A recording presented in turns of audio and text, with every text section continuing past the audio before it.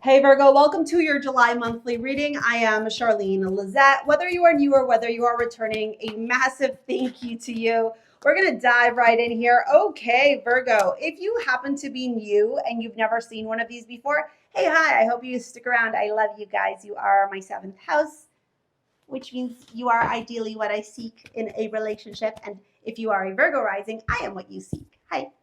Okay, so we pull out three cards for career finances, three cards for general overall energy, and three cards for love and romance. Then we dive deep in with some oracle cards and romance. We go in way deeper at the very end, okay?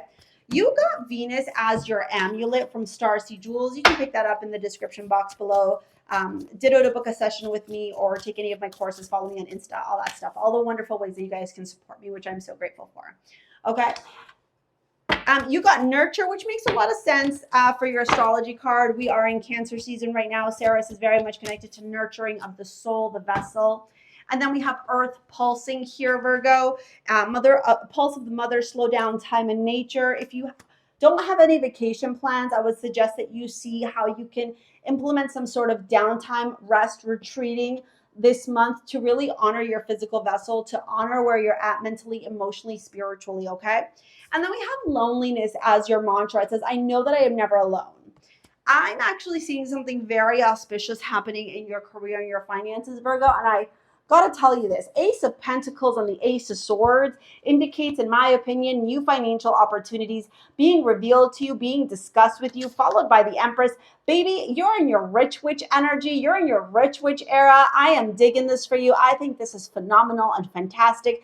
I think if you are looking for any sort of sign that you are in the right path, the right direction when it comes to your career and your finances, this is it. Does this mean you're going to have to put in some work? Yes. Does this mean that you're going to have to be showing up and believing in yourself? Yes. Does this mean that you're going to have to persevere? Yes. Does this mean that you're going to have to be disciplined, structured? Yes, yes, all the yeses. At the end of the day, though, babe, you are rewarded, okay? And when you are rewarded, you are going to see the fruits of your labor, and that all the effort, time, energy that you've been putting into this, there was a reason. What was the reason? This is the reason, okay? With the Eight of Cups, Strength, and the Six of Swords showing up in the general overall themes of your reading, this is where it's really interesting for you because your emotions and your thoughts will maybe make you feel sometimes like you are being pulled in different directions. Like you may, if you and I were besties and we were sitting down together, you may turn around and say things to me like, Shar, I feel like I'm stuck. Shar, I feel like I lack clarity. Shar, I'm not really sure the direction I need to take in my life. Like I know I'm destined for something greater,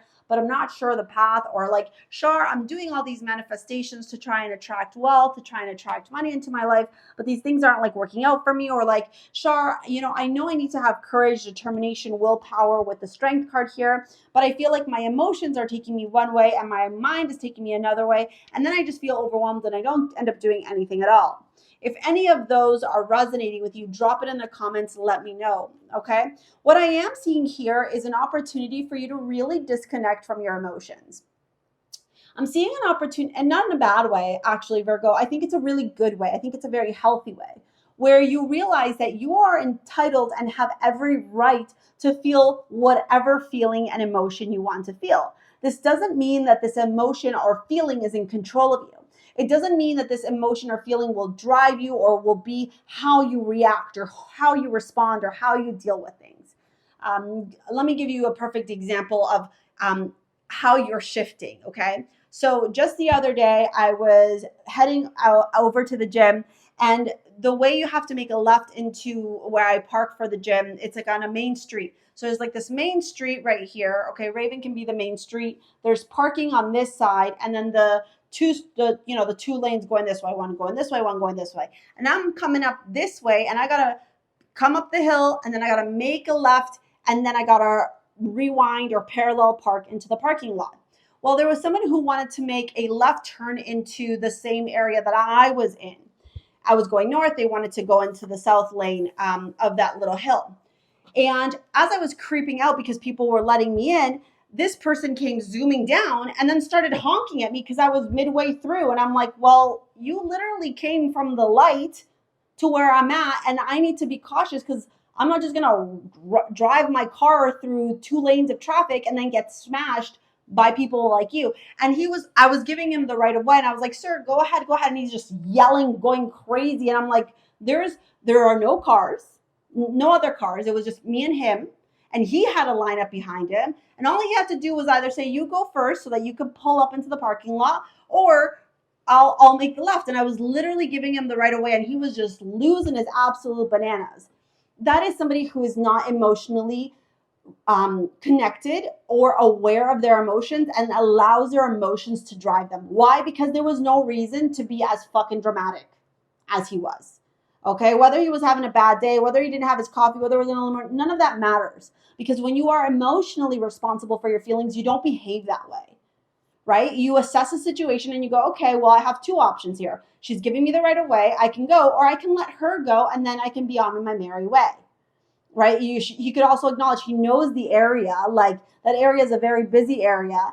Anyways, all this to say that could have been how you would have reacted in the past. Or maybe like that, like reactiveness without emotionally thinking may have been a pattern of yours. Not anymore. In July, with the 8 of Cups showing up with the Strength card and the 6 of Swords, you start actually realizing, Virgo, that when you are in control of your emotions, when you choose to emotionally detach from what is going on, things work out in your favor because you are now in this place of logic, rationale. Your prefrontal cortex is activated versus your fight, flight, or freeze response, right? Like that man's fucking fight, or freeze response was haywiring. And I'm like, okay, dude, like we don't need to fight. It's okay. Like I'm literally smiling at you and going like this, like I'm saying, come, and you're yelling at me. Like we're speaking two different languages, you psycho, right? Like, and so here you're learning to speak the same language even in moments of adversity or challenges, which honestly I think is going to be very rewarding for you. I also think that part of this is because you're going to be resting and taking care of yourself, which you need to do. Okay. Let's dive into your love reading, Virgo. You did get Venus as your amulet, which kind of connects with this money stuff going on, the Empress. I can't help but feel like financially you're going to be feeling very good about yourself. A lot of new financial opportunities, a lot of wealth, okay? That was the Tower wanting to come out. Okay, in your love life, Knight of Pentacles, Justice, 6 of Cups, the Tower. Oh, wow. Okay, I think this is the Hermit and the Queen of Cups. Wow. I can't remember what card. I think this might be Strength. This deck, although it follows the archetypes of the traditional tarot, like the 78 cards, the 4 minor, the majors, etc., the messages, the words are all very different. Okay, we got Death and the Tower, the Hermit and the Hanged Man, lots of major arcana in your love life. Okay, so big things could be happening. Knight of Pentacles, which you already have here, which is represented by you, and the Queen of Cups. So let's dive into this little book here. This deck is the Romantic Tarot, in case you were wondering, okay? Okay. So here we are, the Tower, and it says the collapse.